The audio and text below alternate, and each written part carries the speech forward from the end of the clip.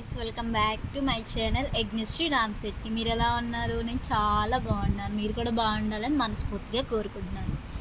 పందెం గెలిచి కార్తీక్ 2 కుటుంబాలు ఒకటి కావాలని దీపాడిన కోరికను ఒప్పుకున్న శివనారాయణ. షాక్లో జోష్న. పారిజాతం ఎందుకు? ఏం జరిగింది? కార్తీక్ 2 కుటుంబాలు కలవాలని చెప్పి పందెం గెలిచాడా? మరి అసలు దీప కోరిక కోరడం ఏంటి, శివనారాయణ ఒప్పుకోవడం ఏంటి, ఇదంతా కూడా వీడియోలో చూసేసి తెలుసుకునేద్దాం. కార్తీక దీపం ఇది నవవసంతం అప్కమింగ్ ఎపిసోడ్స్లో ఏం జరగబోతుంది అనేది ముందుగా తెలుసుకోవడానికి పక్కనున్న బెల్ ఐకాన్లో ఆల్ ట్యాప్ చేయండి. మొత్తం మీద చూసుకున్నట్లయితే కనుక ఫ్యాక్టరీ వర్కర్స్ అంతా కూడా ఇంటికి వచ్చి వాళ్ళకి బోనస్ కావాలని, ఇంకా జీతాలు పెంచాలని డిమాండ్ చేశారు. అలా డిమాండ్ చేసేసరికి ఇంకా శివనారాయణ అది కుదరదు పొమ్మన్నాడు. కానీ దీప ఇప్పుడున్న సమస్యను మనమే తీర్చాలి, ఒక రకంగా మన కుటుంబాలకు ఉన్న దూరాన్ని దగ్గర చేయడానికి ఇదే అవకాశంగా ఉపయోగించుకోవాలి బావా అని చెప్పి అంటుంది దీప. మనం ఇచ్చే సలహాలు వాళ్ళు తీసుకోరు అంటాడు కార్తీక్. తీరుతారు, మీరు చెప్పండి బావా అనగానే నేను వెళ్ళి వాళ్ళని అడగనా అంటాడు. ఈలోపు శివనారాయణ ఇప్పుడు ఈ సమస్యను ఎవరు పరిష్కరిస్తారు? శివనారాయణ పరువు మొత్తం పోయినట్టే. పేపర్లు జీతాలు కూడా ఇవ్వలేని పరిస్థితుల్లో జోష్న రెస్టారెంట్స్ అన్నీ వేసేస్తారు. అది చూస్తే బదులు నేను చావటం మేలు. ఇప్పుడు ఒక సలహా ఇచ్చి నాదిలా లేని పరిస్థితి అయ్యింది. CEO పొజిషన్లో కూర్చోపెట్టినందుకు చాలా బాగా చేసావు జోష్న అంటూ ఉంటాడు. అది కాదు తాత, నేను చెప్పేది ఒకసారి విను అంటే ఇంకా మాట్లాడకు అంటాడు. ఈలోపు దీప వచ్చి మీరు అన్నట్టుగా ఈ సమస్యని బంచి బయటపడేసే సలహా ఉంది తాతగారు, ఉంది అయ్యగారు అని చెప్పి అంటుంది. ఏంటి అది అంటూ ఉంటే నువ్వు ఇస్తావా ఏంటి సలహా అంటుంది పారిజాతం. ఇంకా వెంటనే నేను కాదు భావిస్తారు అని చెప్పి అంటుంది. ఈలోపు కార్తీక్ వచ్చి వర్కర్స్ని పిలిపించండి నేను మాట్లాడతాను అనగానే ఒకవేళ నువ్వు వాళ్ళని ఒప్పించలేకపోతే అంటాడు. డీల్ బాగుంది అయ్యగారు, కాబట్టి మీరు అన్నట్టుగా నేను ఒప్పించలేకపోతే నేను మీకు ఇవ్వాల్సినటువంటి అమౌంట్ అంటే జోష్న రాసుకున్నట్టు అమౌంట్కి 10% కలుపుకోండి అనగానే 10 కోట్ల రూపాయలు కలుస్తాయి. నువ్వు ఖచ్చితంగా ఓడిపోతావురా మనవడా అంటుంది పారిజాతం. అయితే మరి మేమే గెలుస్తామని చెప్పి దీప అంటుంది. ఏంటిది, ఏం చేయాలంటే అది చేయమన్నట్టుగా మాట్లాడుతున్నావు అని చెప్పానంటే ఏమో వాళ్ళు గెలిస్తే వాళ్ళే ఏది అడిగినా నేను చేస్తాను అంటాడు శివనారాయణ. చేయటంలో తప్పేముంది అని చెప్పి అంటాడు కూడా. జోష్న వచ్చి పారిజాతాన్ని పీక నొక్కుతూ ఎందుకు మాట్లాడవే నువ్వు అని చెప్పి అంటుంది. ఈలోపు వర్కర్స్ అంతా రావడం వాళ్ళతోటి కార్తీక్ మాట్లాడి 25% లాభాల్లో షేర్ వచ్చేలాగా అండ్ వడ్డీ లేని రుణాలు ఇచ్చేలాగా మాట్లాడతారు. దానికి వాళ్ళంతా ఒప్పుకుంటారు. సమ్మం చెయ్యి అని చెప్పి చెప్తారు. దాంతో కార్తీక్ గెలుస్తాడు. ఇంకా శివనారాయణ లోపలికి రా అని చెప్పి కార్తీక్ని లోపలికి తీసుకెళ్తాడు. ఇంక అందరు లోపలికి వెళ్తారు. అయిపోయాయా గ్రాని, ఇప్పుడు ఇంకా ఏదైనా తేడా రావాలి అని అంటూ ఉండగా ఏంటి ఇప్పుడు దీప అగ్రిమెంట్ క్యాన్సిల్ చేయండి మేము వెళ్ళిపోతాం అంటుందేమో. ఆ కోరిక కోరతాడా నా మనవడు, ఇంకేముంది కోరడానికి అని చెప్పి అంటే అయ్యయ్యో అగ్రిమెంట్ క్యాన్సిల్ చేయమని చెప్పి నేనెందుకు అంటాను అమ్మగారు అదే నేనెందుకు అంటాను పారిజాతం గారు అంటుంది. అగ్రిమెంట్ క్యాన్సిల్ చేయమనరు, మరి ఇంకేం అడుగుతారు మీరు అనుకుంటూ ఉంటుంది. ఈలోపు శివనారాయణ నేను ఇచ్చిన మాట తప్పను, ఇచ్చిన మాట ప్రకారం ఏ కోరిక కోరినా నేను ఖచ్చితంగా తీరుస్తాను అని చెప్పి అడగరా ఏం కావాలో అడుగు అంటూ తాతయ్య పందెం గెలిచింది నేనే, ఏం కావాలో ఈ కుటుంబంలో సంతోషంగా ఉండాలంటే ఏం చేయాలో నాకంటే నా భార్య బాగా ఆలోచిస్తుంది, కాబట్టి నా భార్య ఏ కోరిక కోరితే అదే నా కోరిక కూడా అని చెప్పి కార్తీక్ అంటాడు. ఇంకా అలా అన్నటువంటి కార్తీక్ అయితే అయితే నీ భార్య ఏ కోరిక అయితే నీది కూడా అదేనా అన్నమాట అని చెప్పి శివనారాయణ కూడా అంటాడు. అలా ఉండాలి అంటే ఇంటికి ఆమె రావాలి, అలా రావాలి అంటే మీరు ఆమెని మీ కూతురుగా తిరిగి అంగీకరించాలి, ఆ కుటుంబాన్ని అంగీకరించాలి, ఈ ఇంటి ఆడపడుచు ఇంటికి తిరిగి రావాలి అని చెప్పి కోరిక కోరుతుంది దీప. అయ్యో ఇదేం కోరికే అని చెప్పి అనుకుంటూ ఉంటాడు శివనారాయణ. తీర్చుకూడదు కదా అంటావు, మా కుటుంబం ఎప్పుడు విడిపోవాలి ఉండాలి, నువ్వేమైనా చేసుకున్నావా అని చెప్పి అంటూ ఉంటుంది. ఇంకా దాంతో తీర్చకూడదు అంటావు, మా కుటుంబం ఎప్పుడు విడిపోవాలి ఉండాలి నువ్వేమైనా అనుకుంటున్నావా ఏంటి, నా చెల్లెలి ఇంటికి రాకూడదని నువ్వేమైనా కలగంటున్నావా కోరుకుంటున్నావా అంటాడు దశరథ. అయ్యో అదేంటి దశరథ అంత మాట అనేసావు అంటే, మరి ఇంకెందుకు పిన్ని నువ్వు బాధపడుతున్నావు, జరిగిపోయిన విషయాల్ని మర్చిపోదామనే దీప అంటుంటే వాటిని తవ్వి గుర్తు చేసే ప్రయత్నం ఎందుకు చేస్తున్నావు అంటాడు దశరథ. దాంతో ఇంకేం మాట్లాడాలో అర్థం కాక పారిజాతం చూస్తూ ఉంటే, నేను చెప్పినాను కానీ నువ్వు మొత్తం నాశనం చేసి పెడతావని అంటుంది జ్యోత్స్న. ఈలోపు శివనారాయణ ఆలోచిస్తూ ఉంటే సుమిత్ర వెంటనే మావయ్య గారు ఆలోచించాల్సింది ఏముంది, దీంట్లో మన పరువును నిలబెట్టడమే కాకుండా వర్కర్స్ దగ్గర మనకి గౌరవాన్ని పెంచాడు. వాడు అడిగింది ఇవ్వటంలో తప్పేముంది, అయినా వాళ్ళు అడుగుతున్నది ఏమైనా నగలా నాణ్యాలా, మన ఆస్తుల మన బంధాలని తిరిగి కలుపుకోమంటున్నారు అంతే కదా అంటుంది సుమిత్ర.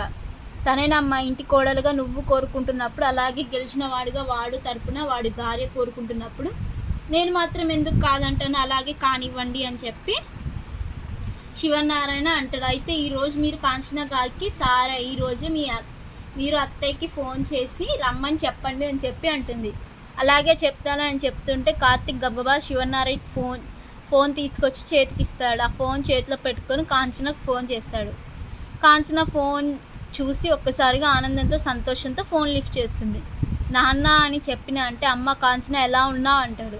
నేనే బాగానే ఉన్నాను నాన్న, నువ్వెలా ఉన్నావు, ఏమైంది నాన్న సడన్గా ఫోన్ చేసావని చెప్పి అంటే, నువ్వు నీ బట్టలు అవన్నీ సర్దుకొని నీ కొడుకు కోడల్ని మనవరాల్ని ఇంకా అదే దీప వాళ్ళ అత్తయ్యని తీసుకొని మన ఇంటికి వచ్చేసి అందరం ఇక్కడే ఉందాం. మరి అక్కడ నేను ఇక్కడ నువ్వు ఉండాల్సిన పని లేదు. ఇప్పుడు నీ భర్త కూడా నీతో లేడు కాబట్టి మీరు ఎక్కడ ఉండాల్సిన పని లేదు. అందరం ఈ ఇంట్లోనే ఉందాం, వచ్చేసేయండి, నేను కార్తిక్తో కారు పంపిస్తాను, మీరు రండి అని చెప్పి అంటాడు. నాన్న ఇది నిజమేనా, నేను ఒక 2-3 రోజులు ఉండిపోవడానికి బట్టలు తీసుకొచ్చుకుంటానా అంటుంది.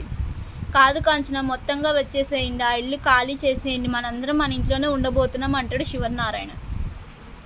ఒక్కసారిగా కాంచన ఆనందానికి అవధులు ఉండవు. ఇదంతా అని చెప్పి అంటే, కళ కాదు నిజమే, సరేనే ఉంటాను అని చెప్పి, చాలు కార్తిక్ ఏంటి దీప అని చెప్పి అంటే, చాలు తాతయ్య గారు చాలు అంటుంది. బంధుత్వాలు కలుపుకోవడం అని చెప్పేసి అన్నారు కదా, అన్నీ వరసలతోటే అంటూ ఉంటే పిలవమన్నాను ఆనందంలో వచ్చేసింది. అంతే అంటూ ఉంటే పర్వాలేదు పిలవండి అంటూ లోపలికి వెళ్ళిపోతాడు శివనారాయణ.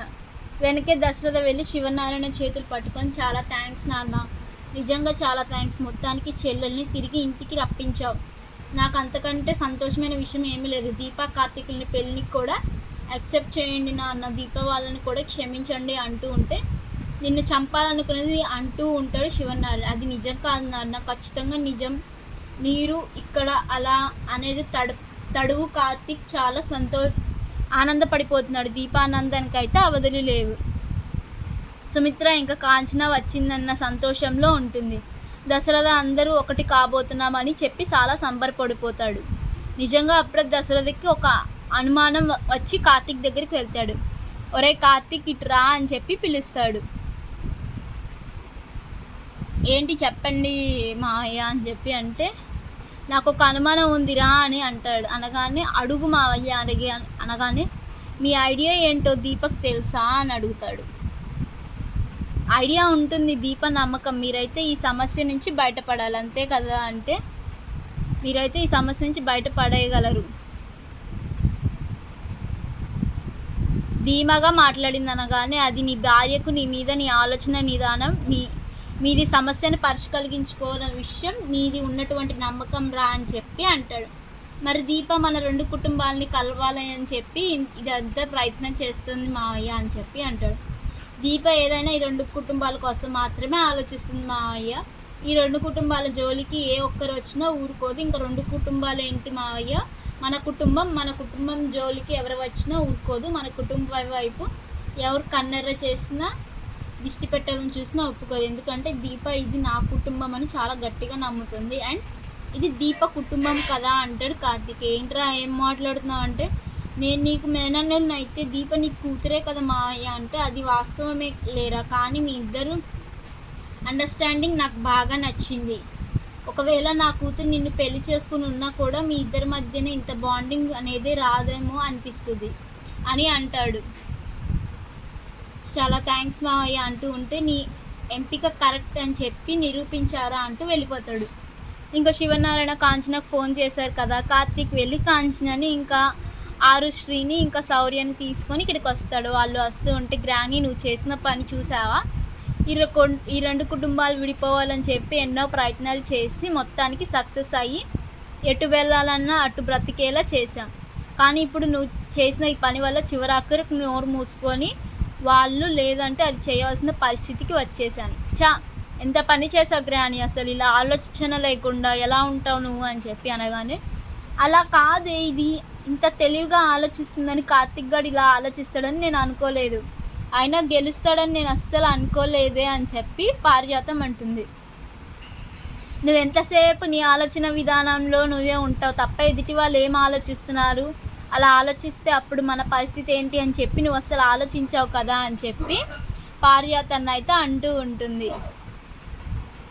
అలా అంటున్నటువంటి పారిజాతాన్ని, ఏంటో ఇప్పుడు నన్ను తిడుతున్నావా, చూస్తున్నా మొత్తానికి, సరేనే అసలు వీడు ఇంత తెలివిగా ఆలోచించే రెండు కుటుంబాలని కలిపేస్తాడు అనుకోలేదు అంటూ ఉంటే, నోర్మి అని అంటే ఇంకా లోపలికి వస్తున్న కాంచన వంక ఆశీస్ వంక చూస్తూ మొత్తానికి కోడలు భిక్ష మీద ఇంట్లో అడుగు పెడుతున్నావు అన్నమాట అత్త అని చెప్పి అంటుంది. నోర్మై జోష్న అంటుంది. దీప ఒక్కసారిగా షాక్ అయిపోతుంది.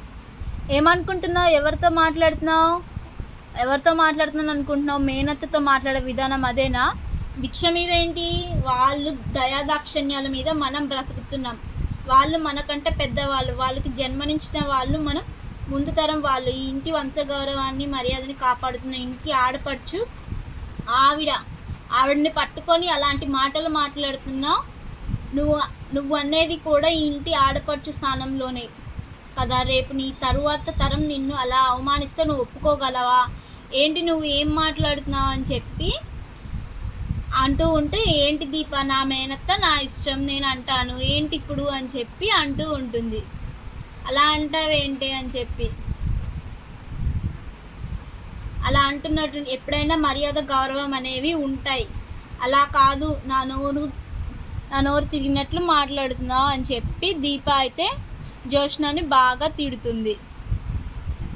నాకు ఇష్టం వచ్చినట్టు చేస్తానంటే నువ్వు నష్టపోవాల్సిన వస్తుంది, జాగ్రత్త అంటుంది దీప. దాంతో ఇంకా జోష్నకైతే ఒక్కసారిగా షాక్ అవుతుంది. పారిజాతం కూడా నోరు మూసుకొని ఉండవు, ఎందుకు అనవసరంగా కాంచన మీద పడతావు, అదేం చేసిందని చెప్పి అనేసరికి, ఈవిడ గారి వల్ల కాదు, దీపకు ఎన్ని కొమ్ములు వచ్చినాయో, అసలు ఈవిడ కోడలుగా ఒప్పుకోకపోతే ఈ పెళ్ళ పెటాకులు అయ్యేది, బావ నావాడయ్యేవాడు అనగానే, ఆ పిచ్చిదాన నీ బావ మనసులో అది దూరిపోయి ఉంటే ఈ పెళ్ళి ఎందుకు అవుతుంది, దూరిపోయి ఉంటే ఈ పెళ్ళి పెటాకులు ఎందుకు అవుతుంది, దీప ఈ ఇంటి కోడలు కాకుండా ఎందుకు ఉంటుంది, మధ్యలో కాంచన అనుకోవాల్సిన పని లేదు అని చెప్పి అంటూ ఉంటుంది.